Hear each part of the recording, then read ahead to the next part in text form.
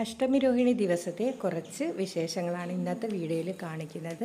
ഭഗവാന് വേണ്ടി പൂക്കൾ കെട്ടുന്നത്, പിന്നെ ഭഗവാൻ ഉണ്ണികൃഷ്ണനെ നമ്മൾ തൊട്ടിലിൽ വെച്ച് തൊട്ടിലിൽ കിടത്തി നമ്മൾ താരാട്ടാട്ടുന്നതൊക്കെയാണ് ഇന്നത്തെ വീഡിയോയിൽ കാണിക്കുന്നത്. അപ്പോൾ എല്ലാവരും വീഡിയോ കണ്ട് ലൈക്കും കമൻറ്റും ചെയ്യുക. അപ്പോൾ എൻ്റെ ഈ കുഞ്ഞു ചാനലിലേക്ക് എല്ലാവർക്കും സ്വാഗതം.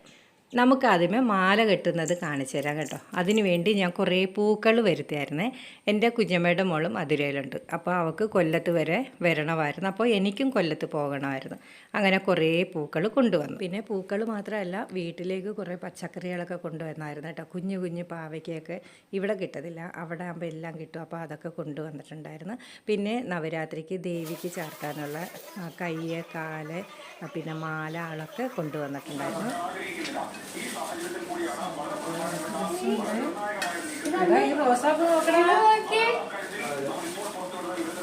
ഇത് നമ്മൾ അന്ന് ഇവിടെ വെച്ചില്ലേ ചങ്ങനാശ്ശേരി അതേപോലെ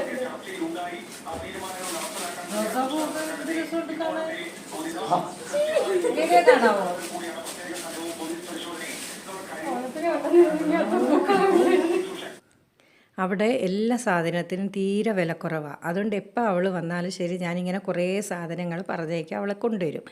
അപ്പോൾ ജമന്തി ഉണ്ടായിരുന്നു, പിന്നെ മുല്ലപ്പൂ, പിച്ചിപ്പൂ, കുറേ പിച്ചിപ്പൂവായിരുന്നു കൂടുതലും, പിന്നെ തുളസിപ്പൂ, പിന്നെ തുളസിപ്പൂ അല്ല, തുളസിയല്ല, റോസാപ്പൂ എന്ന് പറഞ്ഞാൽ നല്ല രസമാണ്. നല്ല റെഡ് കളർ വന്നിട്ട് നടുക്ക് ചെങ്കല്ല് കളറ് ഇതളായിരുന്നു കേട്ടോ. ഒരു പ്രത്യേക ഭംഗിയായിരുന്നു ആ റോസാപ്പൂവിന്. പിന്നെ മഞ്ഞ കളറിലെ ജമന്തി. അപ്പോൾ റോസാപ്പൂ പൂർണിമ സൂചി നൂലും വെച്ച് മാല കോർത്തു. ഞാനാണെങ്കിൽ ജമന്തി, ഇതാണ് മഞ്ഞ ജമന്തി എന്ന് പറഞ്ഞത്. അപ്പോൾ വേറൊരു രീതിയിലാണ് ഞാൻ ഈ പ്രാവശ്യം മാല കെട്ടുന്നത് കേട്ടോ. ഞങ്ങളുടെ ഹരിദ്വാർ സ്വാമിജിയുടെ മഠത്തിൽ ചെന്നാൽ, കാശി മഠത്തിൽ ചെന്നാൽ ഇങ്ങനെയാണ് എല്ലാ പെണ്ണുങ്ങളും ഈ മാല കെട്ടുന്നത്. ഈ ജമന്തി മാല, പിന്നെ വയലറ്റ് കളറിലെ മാല, എല്ലാ പൂക്കളും വെച്ച് ഇങ്ങനെയാണ് മാല കെട്ടുന്നത്. നല്ല ഭംഗിയാണ് അത് കാണാൻ കേട്ടോ. അപ്പോൾ അന്ന് അവിടെ പോയപ്പോൾ ഞാൻ കണ്ടു പഠിച്ചതാണ്. ഉണ്ട്, നല്ല അടുക്കിയിരിക്കും, നല്ല രസമാണ്. പിന്നെ ഇതിൻ്റെ നടുക്ക് കുഞ്ഞ് റോസാപ്പൂവൊക്കെ നമുക്ക് വൂളൻ നൂലൊക്കെ ഇങ്ങനെ ചുരുട്ടി നമുക്ക് പൂക്കൾ പോലെ അലങ്കരിച്ചൊക്കെ വെക്കാം.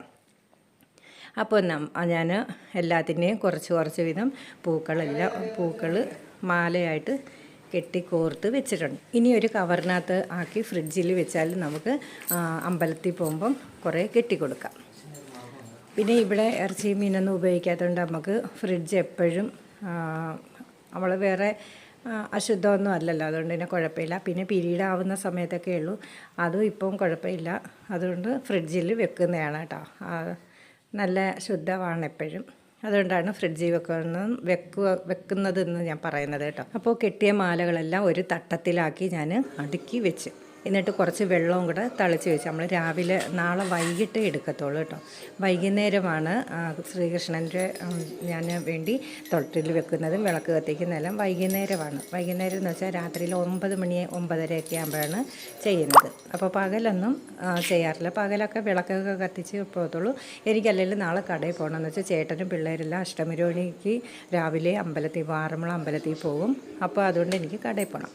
നമുക്കിനി ഭഗവാന്റെ തൊട്ടിൽ നമുക്ക് ഒരുക്കാം. എനിക്ക് ഈ തൊട്ടിൽ ഒരു മോൻ, പണ്ട് കടയിൽ വരുന്ന ഒരു മോൻ എനിക്ക് ചെയ്തു തന്നെയാണ് കേട്ടോ. അവൻ്റെ അച്ഛനെ കൊണ്ട് നമുക്ക് ചെയ്തു തന്നെയാണ് ഈ തൊട്ടിൽ.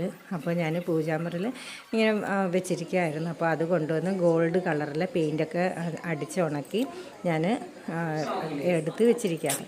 അപ്പോൾ 2 സൈഡും ഒട്ടുന്ന ടേപ്പ് ഒട്ടിച്ചിട്ട് റോസാപ്പൂ വെച്ച് ഞാൻ അലങ്കരിച്ച്. അപ്പോൾ ജമന്തി പൂ വെച്ചിട്ടുണ്ട്. പക്ഷേ പിറ്റേന്ന് ഞാൻ ജമന്തി പൂ മാറ്റിയിട്ട് വേറെ പൂ വെച്ചാണ് അലങ്കരിച്ചത്.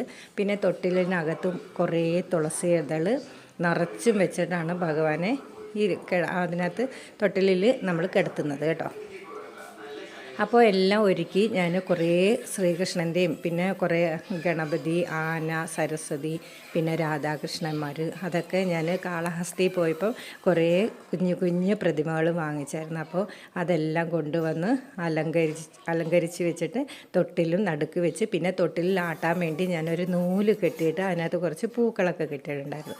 അപ്പോൾ എല്ലാ ഭഗവാന്മാരെയും ഒരുക്കി ഞാൻ അവിടെ വെച്ചിട്ടുണ്ട്.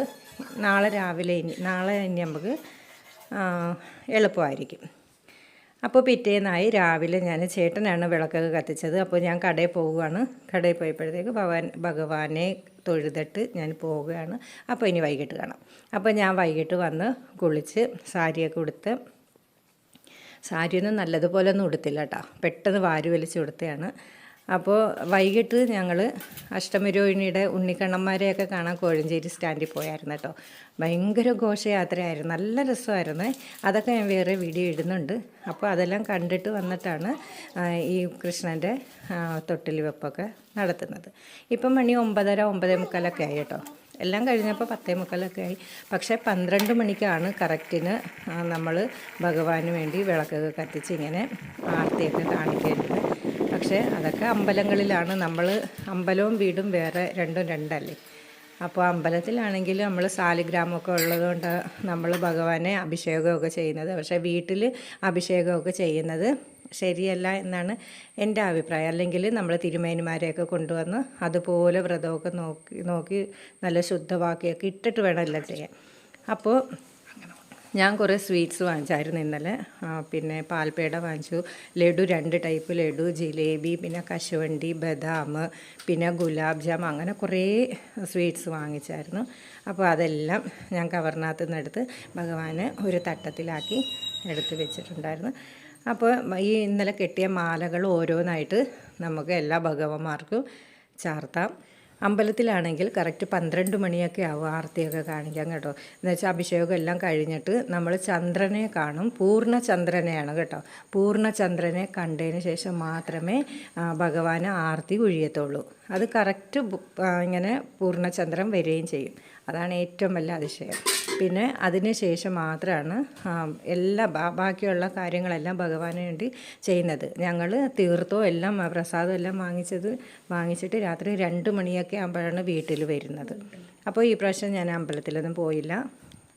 അപ്പോൾ നമുക്ക് ഭഗവാന് വേണ്ടി ഭഗവാനെ തൊട്ടിലിൽ വെച്ച് നമുക്ക് ഒരു കീർത്തനമൊക്കെ ചൊല്ലാം. തിരിയിട്ട ആർത്തിയാണ് സാധാരണ കാണിക്കുന്നത്. കർപ്പൂരം വെച്ചുള്ള ആർത്തി കാണിക്കാറില്ല. പിന്നെ ഇത് തന്നെ പെണ്ണുങ്ങൾ ഈ കൃഷ്ണൻ ഭഗവാന്റെ ഈ ജന്മാഷ്ടമി ദിവസമൊക്കെ ആർത്തി കാണിക്കാമെന്ന് എനിക്കറിയത്തില്ല. പക്ഷേ ഇവിടെ ഇപ്പോൾ അവരൊന്നും ഇല്ലാത്തതുകൊണ്ടാണ് ഞാൻ ആർത്തി കാണിക്കുന്നത്. ഞങ്ങൾക്ക് ഈ സ്ത്രീകൾക്ക് ഈ നവരാത്രി ദിവസവും മഹാലക്ഷ്മി പൂജ അങ്ങനെയൊക്കെ ഉണ്ടെങ്കിലാണ് സാധാരണ ആർത്തി കാണിക്കാറ് പതിവ്. പിന്നെ ഞാനിപ്പം എനിക്ക് ചെയ്യാതിരിക്കാൻ പറ്റത്തില്ല. ഭഗവാൻ ഉണ്ണിക്കണ്ണനല്ലേ. ഉണ്ണിക്കണ്ണൻ എന്ന് വെച്ചാൽ നമ്മുടെ എല്ലാ അമ്മമാർക്കും പൊന്നുണ്ണിക്കണ്ണനല്ലേ. അപ്പോൾ ഞാൻ കാണിച്ചെന്നും പറഞ്ഞ് ആ മോനങ്ങ് ക്ഷമിച്ചോളൂ. ജോ ജോ ശ്രീ കൃഷ്ണ പരമാനന്ദ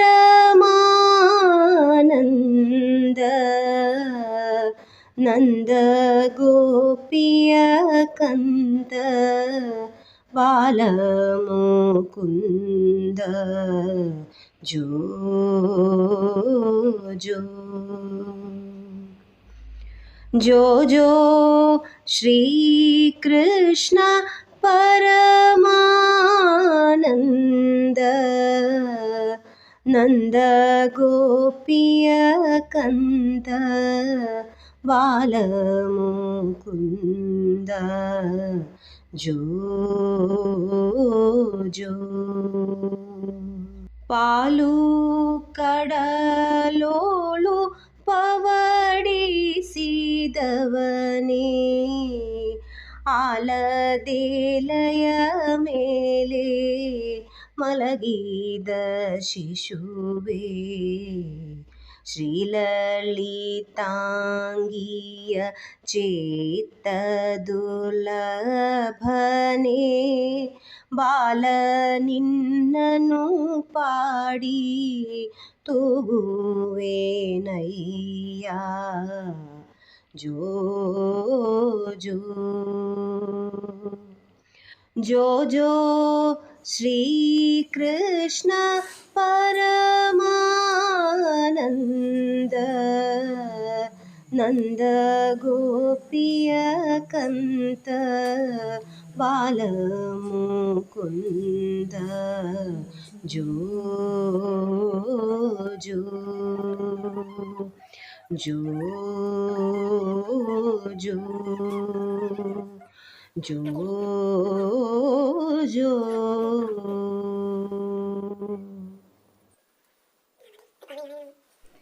അപ്പോൾ 2-3 കീർത്തനങ്ങളൊക്കെ ചൊല്ലിയതിന് ശേഷം ഞാൻ ആർത്തി കാണിച്ചിട്ടോ. പിന്നെ ഭഗവാനെ ആ തൊട്ടിലിൽ ഇരുത്തി ആട്ടുന്ന സമയം എനിക്ക് എന്തോ അങ്ങ് സത്യം പറഞ്ഞാൽ ഞാൻ കരഞ്ഞു പോയി. എനിക്ക് എന്തോ സന്തോഷം കൊണ്ട് നമ്മൾ നേരിട്ടങ്ങ് ചെയ്യുന്നത് പോലായിരുന്നു. എനിക്ക് ഭയങ്കര സന്തോഷമായി. അപ്പോൾ ഇന്നത്തെ വീഡിയോ ഇത്രയൊക്കെ ഉള്ളൂ. എല്ലാവർക്കും ഇഷ്ടപ്പെടുകയാണെങ്കിൽ ലൈക്കും കമൻറ്റും ചെയ്യാൻ മറക്കരുത്. അപ്പോൾ എന്തെങ്കിലും തെറ്റുണ്ടെങ്കിൽ പറഞ്ഞു തരാം കേട്ടോ കമൻറ്റിലൂടെ. അപ്പോൾ നാളെ കാണുന്നത് വരെ ഇതേ പോയി നാളെ വരാം.